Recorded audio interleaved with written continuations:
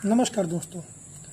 हमारे सरकार के कैबिनेट मिनिस्टर हरसिमरत कौर बादल का इस्तीफा और सरकार में रहते हुए भी इस्तीफा दे रही हैं सरकार के पास किए हुए 3 अध्यादेशों की वजह से।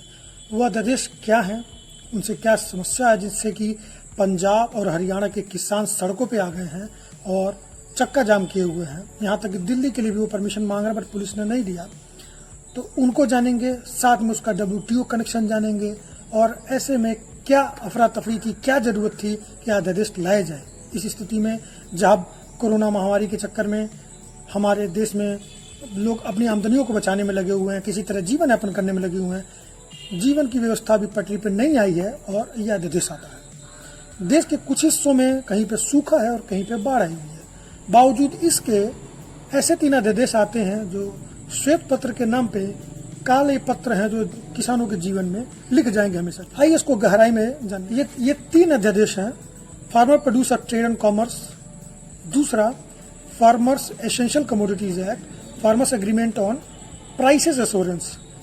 3 अध्यादेशों में सबसे ज्यादा जो विरोध हो रहा है वो पहले वाले अध्यादेश पे हो रहा है, जिसमें कि 4 ऐसे शब्दों को शामिल किया गया है जो कि अभी तक की चली आ रही व्यवस्था को सीधे पलट देने वाली है।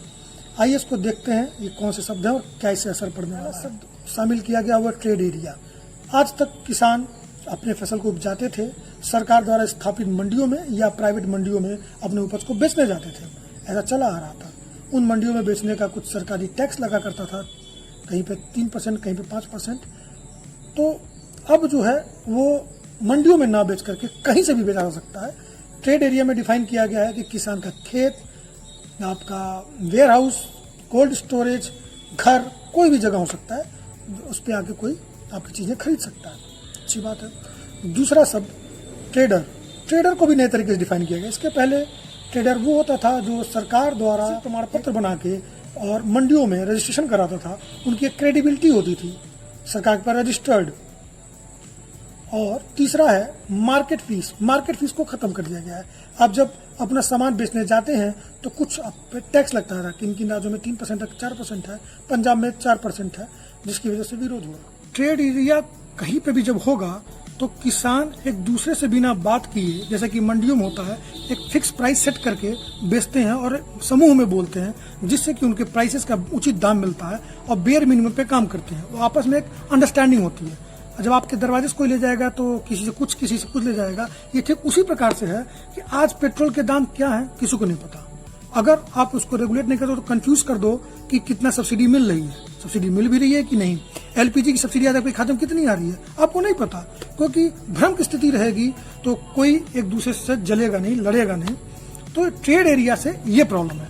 दूसरा, ट्रेडर से ये प्रॉब्लम है, सिंपल एक पैन कार्ड लिया हुआ आदमी आपके पास कुछ भी खरीद के ले जाएगा, उसकी क्रेडिबिलिटी क्या है? उधार पे हमसे ले जाता है, वो कैसे चुकाएगा हमको? आढ़तिया जो ले जाता था वो एक फिक्स कमीशन एजेंट था, उसकी क्रेडिबिलिटी थी, उसके मार्केट में रेपो था, सभी लोग जानते थे, एक जगह बैठता था। अब वो बैठता नहीं है, वो कहीं से भी खरीद सकता है, पूरे इंडिया में कहीं से का भी हो सकता है। सामान लेके गया, पेमेंट नहीं हुई, सामान खराब दे दिया या पेमेंट का बाद में हवाला दिया। इतने सारे जो मैटर अराइज होंगे अब, उसमें भी मजे की बात आपने कह दिया कि ये मैटर कोर्ट में नहीं डिस्कस होंगे, ये आउट ऑफ कोर्ट सेटलमेंट होंगे कंसिलिएशन बॉडी द्वारा, यानी कि बीच बचाव का रास्ता निकाला जाएगा। आपने कहा उसने चीटिंग किया तो कहेंगे अरे थोड़ा ले दे के छोड़ दो, तो ये स्थिति पैदा होने वाली है। चौथा है कि कंसिलिएशन। अब कोई भी मैटर किसान के और खरीदार के बीच में होता है तो ये कोर्ट में सेटल नहीं किया जाएगा। SDM, सब डिविजनल मजिस्ट्रेट, एक रिकंसिलिएशन बॉडी बनाएंगे जिसमें आपकी बातों को सुलह सपाटा से समझाया जाएगा। कोई मुकदमा नहीं होगा, जीत हार की बात नहीं होगी, बीच बचाव का रास्ता अपनाया जाएगा। देखा जाए तो प्रथम दृष्टया चारों सही नजर आते हैं कि सामान आप अपना कहीं भी बेचिए, अच्छी बात है। दूसरा, कोई भी आके खरीद जाए, अच्छी बात है, सिर्फ उस पर पैन कार्ड होना चाहिए। PMC एक्ट में 3 तरह के टैक्स लेने की बात की गई है मंडियों द्वारा। नंबर 1 विलेज डेवलपमेंट फीस, दूसरा मार्केट फीस, तीसरा आढ़तिया कमीशन जो बीच बचौलिया वाला होता है। तो इसमें आप मार्केट फी को खत्म करने की बात कर रहे हैं कि जहां आप बेच रहे हैं उसका कोई कमीशन नहीं है। इससे जो किसान अपनी उपज बेच रहा है, जाहिर सी बात उसकी लागत में कमी आएगी, मतलब सरकार उसको कम देर में बेच सकती है। लेकिन जब आपके दरवाजे से ले जाएगा तो जो 4% का बैरियर नहीं होगा तो वो उसका जो प्राइस मार्जिन है फायदा उठा के ज्यादा रेट में किसी को बेच पाएगा, वो मार्जिन का लाभ उठाएगा। और जो विलेज डेवलपमेंट वाली प्राइसेस हैं ये प्राइसेस अगर आप नहीं देते हो स्टेट गवर्नमेंट को, स्टेट गवर्नमेंट का राजस्व सूखा है, आपको भी पता होगा। सबसे ज्यादा रेवेन्यू अगर स्टेट गवर्नमेंट को कोई आता है तो वो लैंड से आता है। लैंड और एग्रीकल्चर दोनों को जोड़ दें तो लगभग 60-70% का रेवेन्यू उससे आता है। लैंड परचेज सेल करते हैं तो जो कमीशन जाता है, स्टैंप ड्यूटी जाती है, वो सरकार का रेवेन्यू होता है। दूसरा एग्रीकल्चर प्रैक्टिसेस का जो टैक्स होता है, जिसमें आपका ये APMC एक्ट के तहत मार्केट फीस और विलेज डेवलपमेंट फीस भी आता है। इसका बहुत बड़ा राजस्व का हिस्सा सरकार के हाथ से छिन जाएगा, यानी कि राज्य सरकारों के हाथ में कुछ रह नहीं जाएगा, तो वो आपके विकास की बात क्या करेंगे। लेकिन दोस्तों ध्यान दीजिए, अगर जियो का केस स्टडी उठाएं हम, जिसमें हम पाते हैं जियो ने पहले साल भर फ्री में हर चीजें आप तक पहुंचाई, डेटा दिया, 4G का स्वाद चखने को दिया। लोग जब इसके आदी हो गए और बाकी कंपनी बिकना चालू हो गए, तो उसके बाद जियो ने अपने चार्जेस रखना चालू किया। आज उसकी वजह से स्थिति ये है कि देश में सिर्फ 3 ऑपरेटर और बाकी छोटे छोटे ऑपरेटर चले गए, यानी कि कंपटीशन ही खत्म हो गया। एक तरह से अगर देखा जाए तो जियो की मोनोपोली है। आप क्या कर सकते हैं, आपके पास जो ऑप्शन मिलेगा उसी में से चूज करेंगे।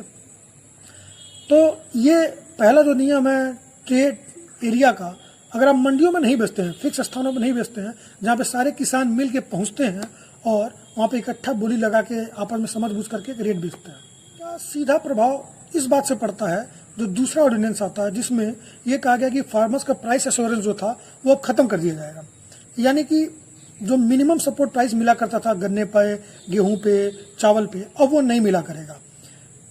आपने ट्रेडर भी नहीं डिफाइन कर दिया, ट्रेड एरिया भी नहीं डिफाइन कर दिया, यानी कि खुले मार्केट में आप सामान को डाल दे रहे हैं बेचने के लिए। एक मिनिमम रेट ऑपरेट करने से, मिनिमम सपोर्ट प्राइस से ये फायदा होता है। वो कुछ यूं इस तरह से जानिए, जब मनरेगा आया था, जो होते थे वो 50-100 रुपए के में मजदूरी करते थे, लेकिन मनरेगा आने के बाद से 100 रुपए का मिनिमम रेट तय हुआ 100 दिनों के लिए, जिससे मार्केट में एक मिनिमम बेंचमार्क बन गया कि लोग 100 रुपए से कम में अब काम नहीं करेंगे।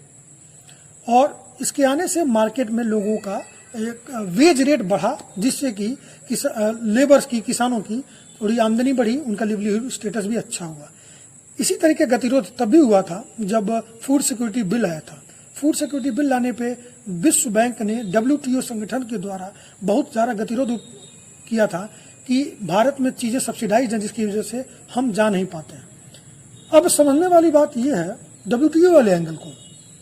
फिर आते हैं आपके जो तीसरा एसेंशियल कमोडिटीज एक्ट वाला नियम है, उसको समझेंगे। WTO के उरुग्वे राउंड पे एक एग्रीमेंट ऑन एग्रीकल्चर हुआ था, जिसके तहत यह निर्णय लिया गया था कि विश्व का कोई भी देश अपने देश में चीज़ों को सब्सिडी फ्री करता चला जाएगा, यानी कि आप सब्सिडी नहीं देंगे। इस तरीके से उन्होंने चीज़ों को 3 कैटेगरी में बांटा था, red, amber and green. Red में वो चीज़ें हैं जिनको आपका कंट्रोलिंग जरूरी है, जैसे दवाएं आपको जरूरी है स्वास्थ्य सेवाओं के लिए। ग्रीन में उन्होंने ये कह दिया कि आप चीज़ों को ठीक है सपोर्ट करिए, लेकिन डायरेक्टली कंट्रोल मत करिए। जैसे कि एग्रीकल्चर में आप एग्रीकल्चर इंश्योरेंस दीजिए, किसानों को और तरह के सपोर्ट कीजिए, उनके खाते में पैसा दे दीजिए, लेकिन उनकी उपज का मिनिमम दाम फिक्स मत करिए।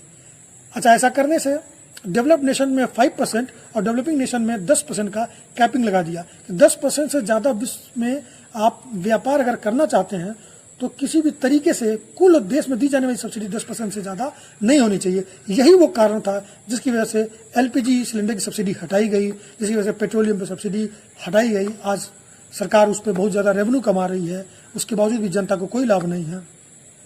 और इसी तरह क्रम में सरकार मिनिमम सपोर्ट प्राइसेस को भी हटाना चाहती है, क्योंकि एक सरकार पे ये कुछ 7,000 करोड़ का ये राजस्व घाटा माना जाता है। अब बात करते हैं तीसरे अध्यादेश के मुख्य बिंदु पे, जिसमें कहानी जो है बिल्कुल पलट जाती है।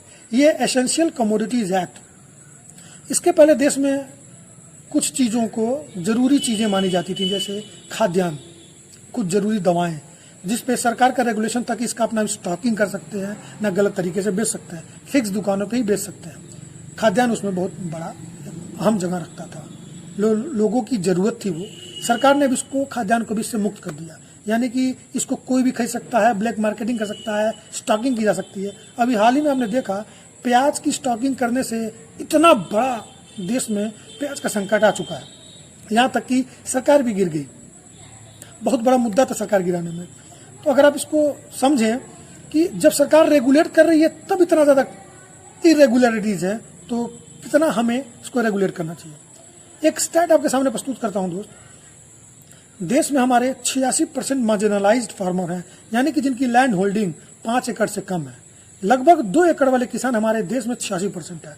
ऐसी स्थिति में वो अपना सामान कहाँ बेचने जाएंगे? आपने तो कह दिया कि आप अपने सामान को कहीं भी बेचने जाइए, छोटा किसान कहीं जा नहीं सकता, तो लोग उसके पास आएंगे, बड़े बड़े कॉर्पोरेट हाउसेस आएंगे, कॉन्ट्रैक्ट फार्मिंग करेंगे, शुरू में आपको बड़े अच्छे प्रलोभन देंगे, अच्छे रेट का वादा करेंगे और आप करेंगे भी, शुरू में लाभ भी दिखेगा, लेकिन धीरे धीरे जब उनका कब्जा हो जाएगा, उनका एरिया फैलता चला जाएगा, तो वो आपको रेट कम देंगे और आपको उनके खिलाफ कंप्लेन भी करना है तो आप कोई कोर्ट केस नहीं कर सकते हैं। आप जाएंगे एक रिकंसिलिएशन बॉडी के साथ, जहां पे आपको समझौता होगा कि अरे यार इतना नहीं, इतना ले लो, यानी कि आपको अपनी चीजों का उचित दाम नहीं मिले करेगा। तो देखा जाए तो लॉन्ग टर्म में ये जो तीनों अध्यादेश है किसानों की कमर तोड़ देने वाला होगा। ये सिर्फ और सिर्फ बड़े घरानों को वापस लाएगा, खेती में घुसाएगा, बड़ी बड़ी कंपनियों को लाएगा। विश्व की बड़ी कंपनियां भारत में जो व्यापार करना चाहती हैं, बहुत बड़ा मार्केट है, यहाँ से चीज़ों को सस्ते दाम में खरीदेगा और अपने यहाँ उसको यूज़ करेगा और उन्हीं को प्रोसेसिंग करके आपको महंगे दाम में बेचेगा। तो अगर मैं इन शॉर्ट बताऊं तो ये ईस्ट इंडिया कंपनी का वापस आना है, साथ ही जमींदारी प्रथा को भी वापस लाता है। सरकार के एजेंडे में था किसानों की आय को दोगुना करना, लेकिन आज ये भी पता नहीं कि किसानों की आय कितनी होगी। मिनिमम सपोर्ट प्राइसेस से किसानों को एक फिक्स इनकम तो अश्योर होती ही थी और उसके लेवल पे ही ऑपरेट करते थे, आज वो भी गारंटी हाथ से चली गई। इस देश में जबकि मौसम का कोई स्थायित्व तो नहीं रहता और आज भी कृषि मौसम पर आधारित है, किसानों की आय को अश्योर करने के लिए आपको उनका सपोर्ट प्राइसेस को और बढ़ाना चाहिए और ये जो बीज बिचौलिए होते हैं या एपीएमसी का जो एक्ट है इसको लागू करके इसकी इरेगुलरिटीज को हटाते हुए इसको ज़्यादा से ज़्यादा रेगुलेट करने का जरूरत है समाज को। उस स्थिति में हमारे यहाँ एपीएमसी को ही खत्म किया जा रहा है। एक उदाहरण मैं आपको बताऊं, बिहार में एपीएमसी एक्ट लागू नहीं हो पाया, सारे फिक्स मंडीज खत्म हो गई। आज स्थिति ये है किसानों का वहां से पलायन हो चुका है, ज्यादातर किसान बाहर रिक्शा चला रहे हैं। बिहार की स्थिति को देखते हुए पूरा देश वैसा न बन जाए तो हमें ध्यान देने की जरूरत है और निर्णय लेने की जरूरत है कि अध्यादेश सही है कि नहीं। तो दोस्तों इसी तरह के वी टर्न पे आज हम खड़े हैं कि जिसमें आपको डिसाइड करना है कि ये जो 3 अध्यादेश आए हैं वो सही है या गलत। निर्णय आपके हाथों में है, आप जनता हैं, आप जैसा चाहेंगे वैसा होगा। इसी तरह की इन्फॉर्मेटिव वीडियो देखने के लिए हमारे चैनल पे बने रहिए और अपना प्यार देते रहिए। तो इसी साथ ये वीडियो खत्म करता हूं मैं। Thanks a lot. जय हिंद।